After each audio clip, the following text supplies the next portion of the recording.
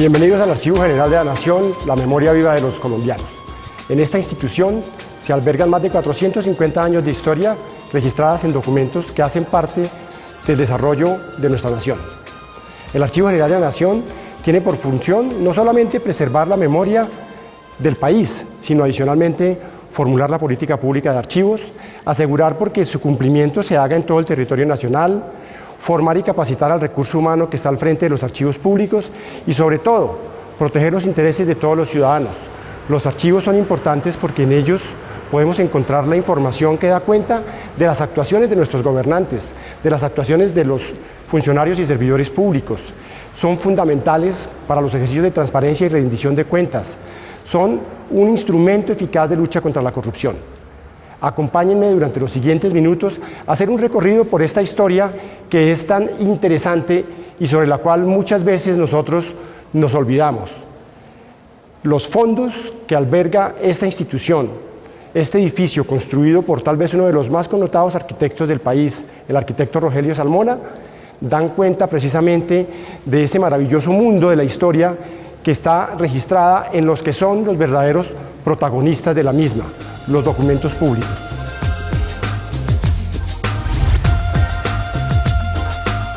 El Archivo General de la Nación de Colombia, tal vez para muchos ciudadanos es aún una institución muy desconocida, pero es la institución que tiene por misión custodiar, rescatar, resguardar, preservar y difundir el patrimonio documental de nuestra nación.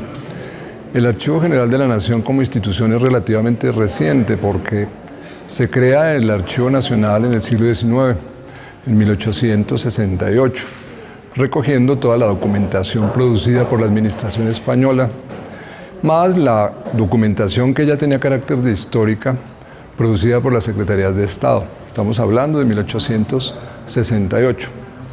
El archivo evolucionó de una cierta forma a lo largo del siglo XIX, pero solo hasta bien entrado el siglo XX es que se decide darle una sede propia a una institución que durante muchos años estuvo en la Biblioteca Nacional atesorando los documentos antiguos. En el año 1989, a instancias del presidente Virgilio Barco, una ley crea el Archivo General de la Nación, dándole nuevas funciones, no solamente el sostener, divulgar el patrimonio antiguo, sino aplicar la política archivística. Esto ya es un elemento nuevo que permite al archivo una injerencia directa en las instituciones del Estado para direccionar de alguna manera toda la producción documental y garantizar así que alguna vez ese documento que hoy se produce llegue a un archivo histórico. El Archivo General de la Nación es consultado a diario por muchos ciudadanos.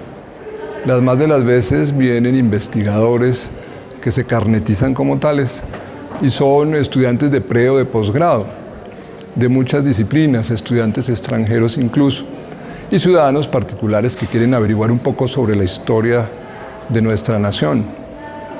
Lo que el archivo pide es que se acredite como tal la persona que requiere consultar los documentos. Como digo, carnetizamos al investigador, exigimos una fotocopia de su cédula y 2 fotografías y una carta de presentación. Con ello ya obtiene un carnet de investigador que le permite acceder en nuestra sala de investigación a la consulta de los documentos. El archivo funciona de lunes a viernes en un horario de 8 a 5 y tiene a disposición una serie de catálogos, de inventarios, de índices que empezaron a construirse en el mismo siglo XIX y que cada día se mejoran y se incrementan con la documentación histórica que nos ingresa permanentemente procedente de los ministerios, entidades adscritas y vinculadas, Presidencia de la República y demás organismos del Estado. El archivo se concibió como una masa grande de documentos que fue compartimentada en grupos que nosotros hoy denominamos fondos. En el siglo XIX se crearon básicamente 5 secciones documentales, ateniéndose sobre todo a los periodos históricos y a los temas pertinentes de la documentación, de tal forma que se idearon una sección colonia que está compuesta por 62 fondos o grupos documentales, las más de las veces temáticos, como es el caso del Fondo Caciques e Indios, el Fondo Fábrica de Iglesias, el Fondo Negro de Esclavos, etc. Documentos que datan el más antiguo de 1543.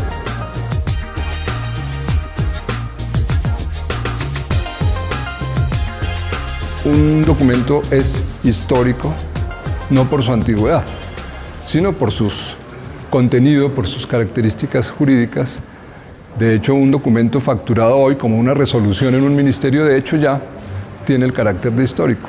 Entonces tenemos la sección Colonia, viene una sección que se llama Archivo Anexo, que se denominó así en la primera mitad del siglo XX, cuando el archivo estaba ubicado en la Biblioteca Nacional, porque esos fondos que componen la sección Archivo Anexo fueron donados por diversas personalidades de la República, que heredaron a su vez documentos de sus antepasados, y el archivo físicamente estuvo más en la biblioteca que en el archivo, de tal manera que los funcionarios del archivo se referían al archivo anexo.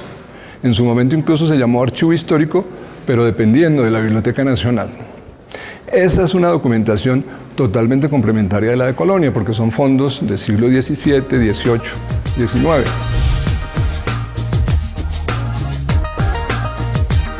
Viene luego una tercera sección con un origen parecido, que es la sección Colonia, integrada por documentos que donaron en su momento al archivo algunos intelectuales y personalidades de la nación. Y posteriormente tenemos dos secciones más que son, por un lado, la sección de mapas y planos, que es muy interesante porque contiene piezas cartográficas desde la época colonial. Algunas de estas piezas fueron extraídas de los mismos expedientes, de los documentos que conforman los fondos. Y hay documentación muy variada de este tipo cartográfico porque desde pequeños diseños muy ingenuos y primitivos de alguien que sabía dibujar e ilustraba un asunto de tierras, como documentación técnica que elaborara en su momento la Comisión Corográfica. Tenemos planos muy técnicos elaborados de puño y letra de parte del coronel Codazzi entonces. Y finalmente tenemos una sección de notarías. Tenemos protocolos notariales desde 1556 hasta 1967 de las primeras notarías de Bogotá, primera a décima, exceptuando la séptima. Y finalmente hay una agrupación que se fue generando en el archivo en los últimos 20 años en nuestra sede actual, cuando ya salimos de la Biblioteca Nacional, que la hemos denominado transferencias documentales, y es toda esa documentación que hemos recuperado de los ministerios y de las entidades del Estado que se quedaron represadas por muchos años en bodegas, en sótanos, de tal forma que en los últimos 20 años hemos venido siguiendo un programa técnico de manejo archivístico con todas esas entidades para que se consiga la transferencia de esos documentos ya catalogados, descritos, inventariados a nuestra sede para la consulta del público. Entonces tenemos aproximadamente unos 60 millones de folios. Eso hace cerca de unos 17, 18 kilómetros de documentos lineales. Es poco si pensamos que mucho más se ha producido, pero mucho se ha perdido. Sin embargo, el archivo persevera en esa tenacidad de recoger los documentos históricos, rescatarlos no solamente en nuestra sede en Bogotá, sino a nivel nacional, porque esta es una entidad de carácter nacional. El Archivo General de la Nación cuenta con diversos archivos históricos de mucha importancia a lo largo del país. Entre los más relevantes, vale la pena resaltar el Archivo Histórico Regional de Boyacá, el Archivo Central del Cauca en Popayán, el Archivo Histórico del Magdalena Grande y el Archivo Histórico de Pasto, por mencionar algunos.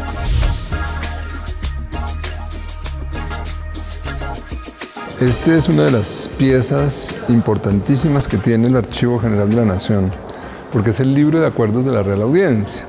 La Real Audiencia tenía su sede en la Plaza Mayor en Santa Fe, donde hoy está el Capitolio, y tenían una sala del acuerdo en la cual se reunían los miembros de la audiencia y tomaban determinaciones sobre distintos temas administrativos, de tal manera que este libro recoge desde 1551, la audiencia se crea en 1550, recoge acuerdos sobre distintos temas, que se empiedren las calles de Santa Fe, que los techos de paja se echen abajo y se hagan de teja, que los encomenderos se casen, que los negros no anden de noche, que se encomienden o no se encomienden los indios. Este tipo de disposiciones son las que aparecen en este libro de acuerdos. Son las primeras disposiciones administrativas en el nuevo Reino de Granada. Por eso es tan significativo este documento, tan valioso. Es el único que queda porque de hecho en el siglo XVI hubo 2 libros de acuerdo. El primero se quemó en aquella misma época en la casa del secretario y este fue el que quedó. Es un documento supremamente valioso e interesante.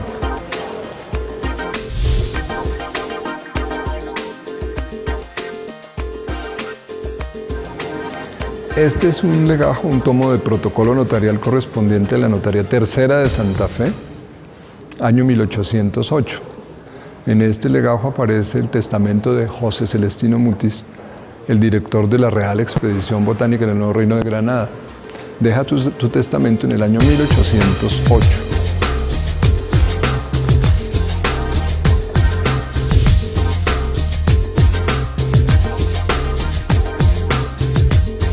Esta es la primera constitución republicana de nuestro país, la Constitución Política de 1821, un documento muy significativo para los colombianos, aparte de la factura misma del documento, que tiene una caligrafía muy particular, muy hermosa, hereda todavía ciertos arabescos muy propios de la colonia.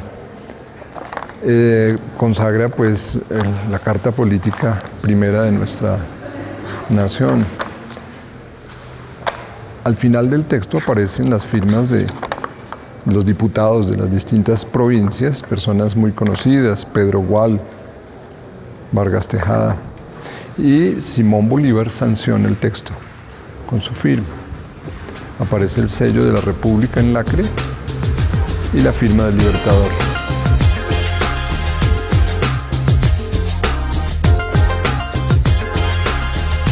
Esta es la Constitución de la República de Colombia de 1886, la conocida Constitución de Núñez, que antecedió a la actual Constitución Política. Aparecen allí las firmas de Rafael Núñez. Como delegatario del Estado del Cauca está Rafael Reyes, está Miguel Antonio Caro por el Estado de Panamá. Aquí inicia el texto constitucional, luego de este preámbulo con las firmas de los delegatarios, Constitución Política de la República de Colombia, el preámbulo famoso enunciando el nombre de Dios, el escudo de la República con la particularidad de que Núñez se incluyó en el escudo de la República. Está el retrato en la parte baja del escudo.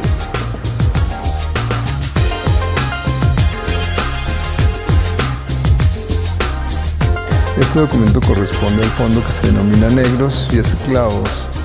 Es un grupo de documentos conformado por expedientes que tienen que ver con el proceso oprobioso de la esclavitud en Colombia. Entonces allí conseguimos quejas de los esclavos a través de los intermediarios que se disponía por parte de la administración para ello. En este documento, por ejemplo, es la venta de un esclavo y el poder que se da para ello. Se puede evidenciar cómo fue ese proceso absurdo de intercambio por dinero de un ser humano.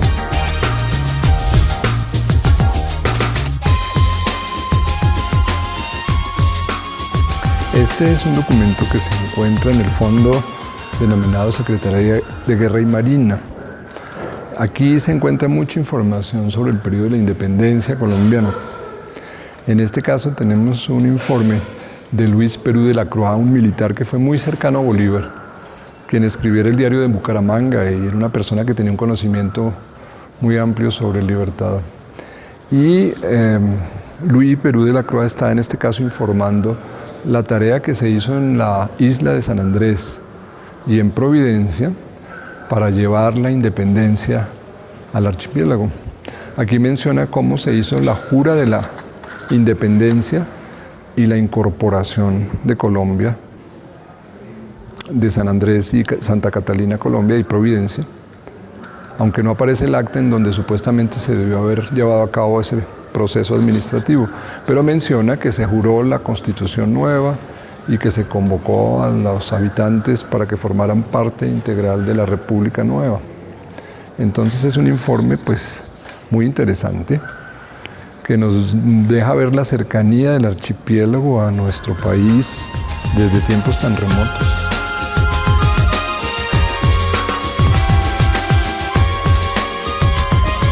Estos documentos corresponden al Fondo Asamblea Nacional Constituyente de 1991.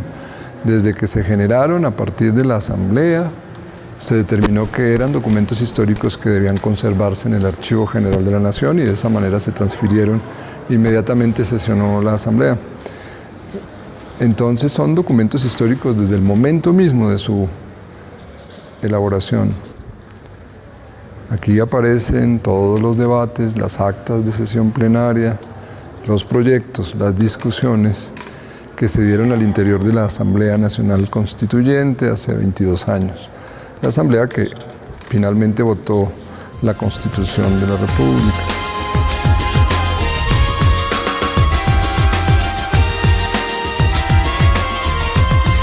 Entre los fondos del archivo se encuentran algunos censos de población.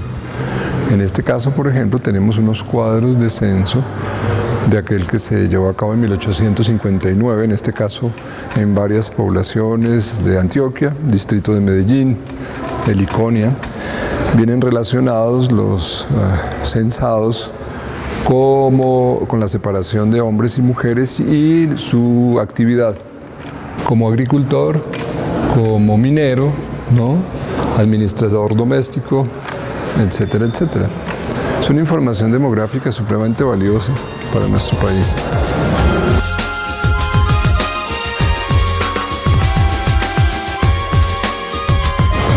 Nuestra sección de mapas y planos contiene piezas gráficas de diversa índole, de muchas épocas. Para el periodo colonial encontramos piezas como esta, que son unas obras más artísticas que técnicas, acuarelas como esta de 1771, que ilustra sobre el pueblo de Bogotá, el pueblo indígena, lo que hoy sería Funza, pero muestra de todas maneras las vías de acceso, los caminos, las fuentes de agua. Es una información también muy rica, muy valiosa, y de hecho este plano sale de un expediente que se encuentra en uno de los fondos, se desagrega por conservar el documento y se lleva a una planoteca, pero forma parte de un expediente referido a un litigio sobre mojones y demás que hay en el sector.